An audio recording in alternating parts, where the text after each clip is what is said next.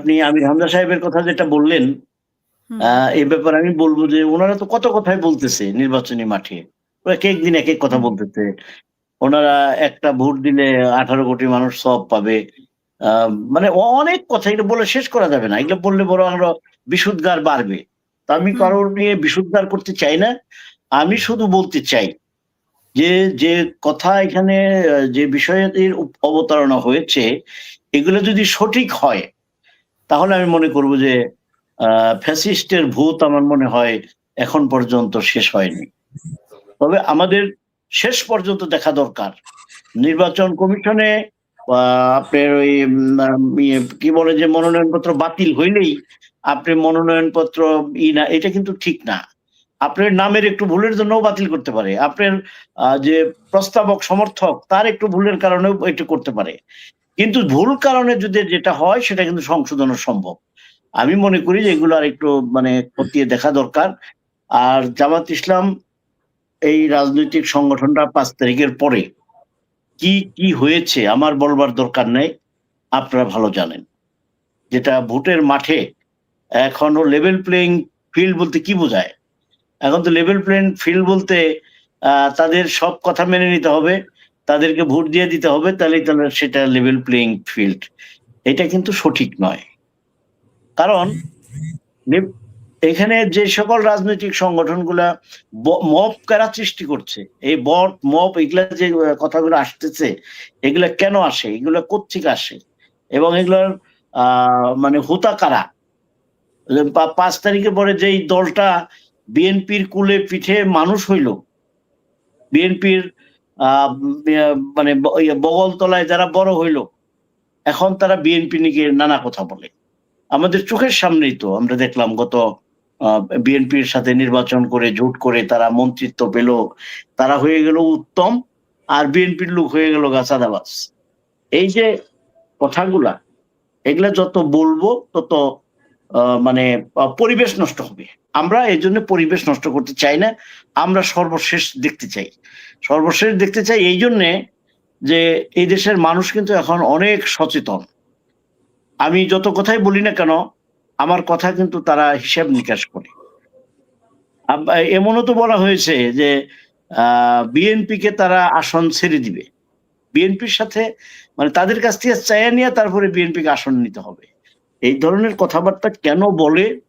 তা আমরা তো শুরু থেকেই দেখেছি তারা নির্বাচনটাকে বিঘ্নিত করবার জন্যে একেক সময় একেক ফর্মুলা নিয়ে আসছে। কখনো পিআর, কখনো স্থানীয় সরকার, আ কখনো বা উপপ্রধানমন্ত্রী এই যে বিষয়াদিগুলা আমি মনে করি তাদের আরো সহনশীল হওয়া দরকার। অবাধ সুষ্ঠু নির্বাচনের জন্য কোনো রাজনৈতিক সংগঠনই তাদের দায়িত্ব এড়িয়ে যেতে পারে না। আমরা যেটাকে অংশগ্রহণমূলক নির্বাচনের কথা বলি, সেই অংশগ্রহণমূলক নির্বাচনের আ বাধা কোথায়? আমরা তো সেখানে কোনো বাধা দেখি না।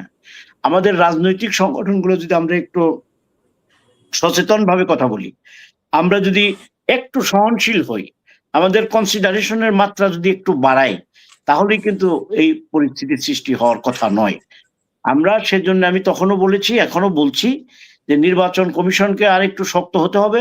রাজনৈতিক সংগঠনগুলোকেও অত্যন্ত সচেতনতার সাথে কথা বলতে হবে। খালি মুখে কথা আসলে যুক্তির প্রয়োজনে যুক্তি দিয়ে আমরা তে করলে নির্বাচনটা ব্যাহত হবে। আমরা মনে করি অবাধ সুষ্ঠু একটি নির্বাচন এই এই মুহূর্তে অত্যন্ত জরুরি হয়ে পড়েছে।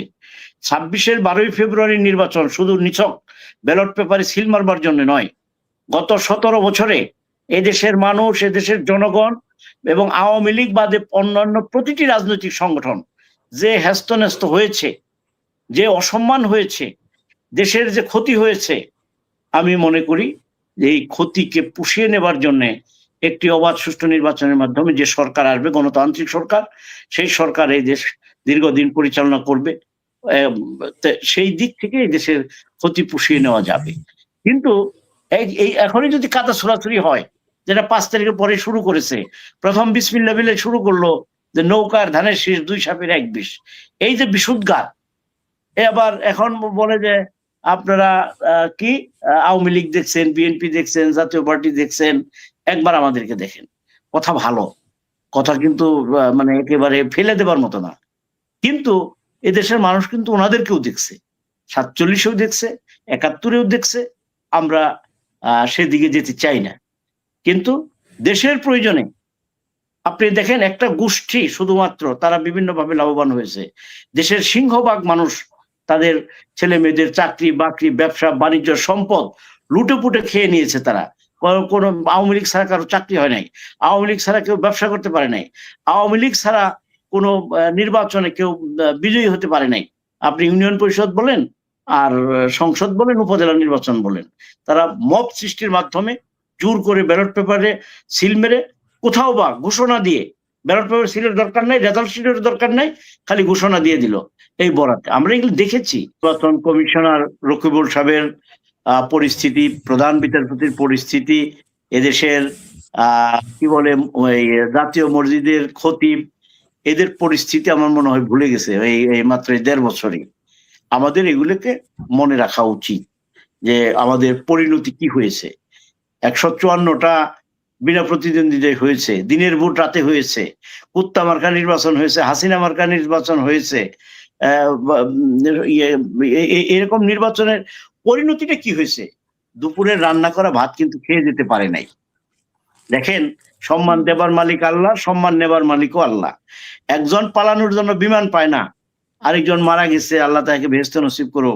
তার অসুস্থতার জন্য তাকে বহন করবার জন্য সেই মানে কি বলে এয়ার অ্যাম্বুলেন্স অন্য একটি রাষ্ট্রের আমিরের নিজের ব্যবহারের জন্য যেটা, সেটা পাঠিয়ে দিয়ে তারপরে নিয়ে যায়।